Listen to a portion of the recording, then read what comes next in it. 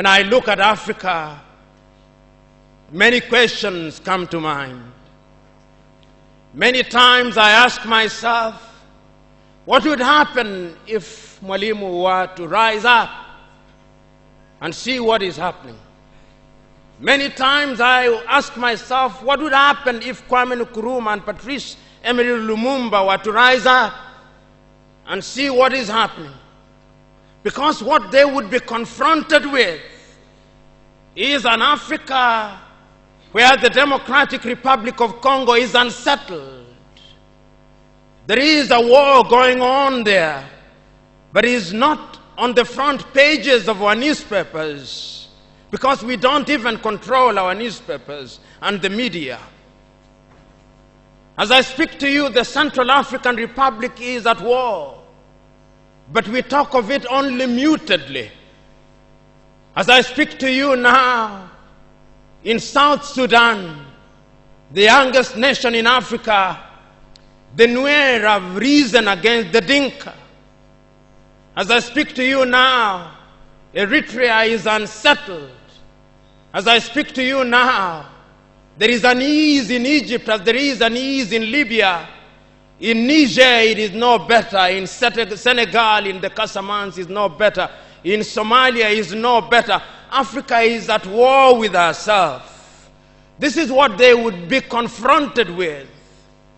They would be confronted with an Africa which statisticians and romantic economists say is growing, but which in truth is stagnated. That is the Africa that they would be confronted with. They would be confronted with an African which, as Professor Mlama intimated in our presentation here, is an African which is suffering from schizophrenia. He does not know herself. They would be confronted with an African whose young men and women have no interest and low love for their continent. They would be confronted with an Africa where young men and young women are constantly humiliated at the embassies of European countries and at the United States of America as they seek the almighty green card. They would be confronted with an Africa where young men and women from Niger, Nigeria, Senegal, Mali, and Mauritania drown in the Mediterranean as they seek to be enslaved in Europe. This time round, Africans are not wailing and kicking as they are being taken away to be enslaved. They are being seen wailing and kicking as they seek to be enslaved in Europe and America. This is the tragedy of Africa. They'll be confronted with an African where people have lost their self-pride. An Africa where Africans are not proud of their things. An Africa where in the hotels of Dar es Salaam or Nairobi, even food has foreign names. When we fry potatoes, we call them French fries, even when they are fried in Dar es Salaam. That is the Africa that they would be confronted with. They would be confronted with another Africa. An Africa which does not tell her story. An Africa whose story is told by Europe and America, the CNN, Radio Deutsche Welle, Radio France. That is the Africa they would be confronted with. They would be confronted with the young men and women who have no pride in Africa. When they want to enjoy themselves, they sing the praises of football teams from Europe and America. It is Manchester United. It is Arsenal. It is Real Madrid. And Barcelona, not Yanga, not Mufulira Wanderers, not Gor Mahia, not FC Leopards. No. That is the Africa that they would be confronted with. They would be confronted with an Africa which does not enjoy its theater and drama. That Africa celebrates Leonardo DiCaprio. It celebrates Angelina Jolie and Brad Pitt. The Africa does not celebrate Genevieve Naji of Nigeria or Rita Dominic or Lou Jacobs of Nigeria. It does not celebrate Bongowood or Nollywood or Riverwood. It celebrates Hollywood. That is the Africa with which they would be confronted.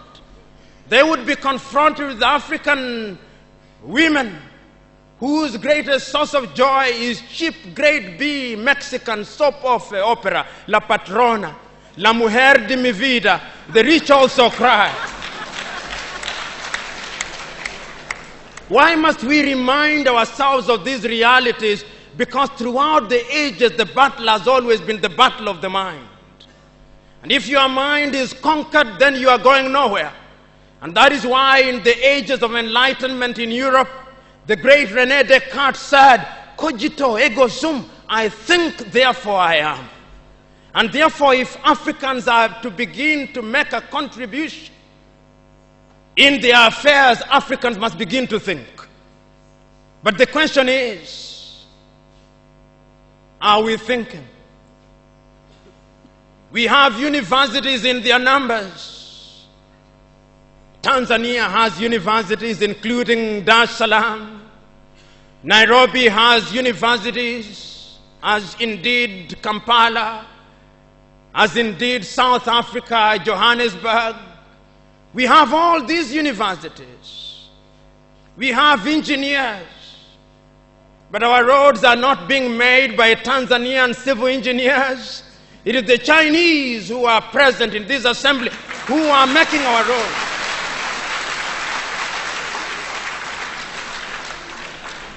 So we have engineers who cannot even make roads. We have doctors whom we have trained. But when we are sick, particularly if we are of the political class, depending on who colonized you, if you are colonized by the United Kingdom, you rush to London. If you are colonized by the French, you rush to Paris. If you are colonized by the Portuguese, you rush to Lisbon. And if you are colonized by the Spaniards, you rush to Madrid, Spain. And recently, because the Asians are beginning to get their act together, we run to India. And very lately, because the Arabs are also beginning to get their act together, we run to Dubai.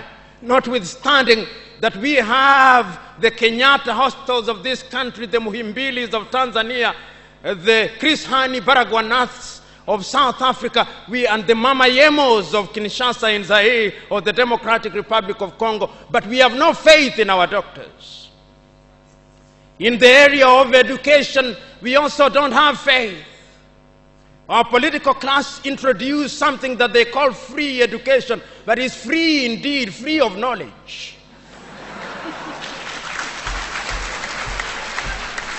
Because they are so suspicious of those institutions that the typical African politician would not dare take their children to those schools. Their children will be educated in the British system, in the American system, so that when they graduate, they go to the United Kingdom, to the United States. Not that there is anything wrong with those institutions, but the agenda is wrong because our leaders long lost the script and ought to be described for who they are, our misleaders. But we are co-authors of our own misfortune. Whenever we are given an opportunity to elect our leaders, we are given a blank check. And if you permit me a little latitude, and if you give me a blank check, and you allow me to analogize, and you say that I'm given the blank check to buy a Mercedes-Benz, what we do is that when we are called upon, having been so empowered, we buy what one calls a tuk-tuk from India and expect it to behave like a Mercedes-Benz. How does that happen? Because what we do is to elect thieves. We elect hyenas to take care of goats, and when the goats are consumed, we wonder why.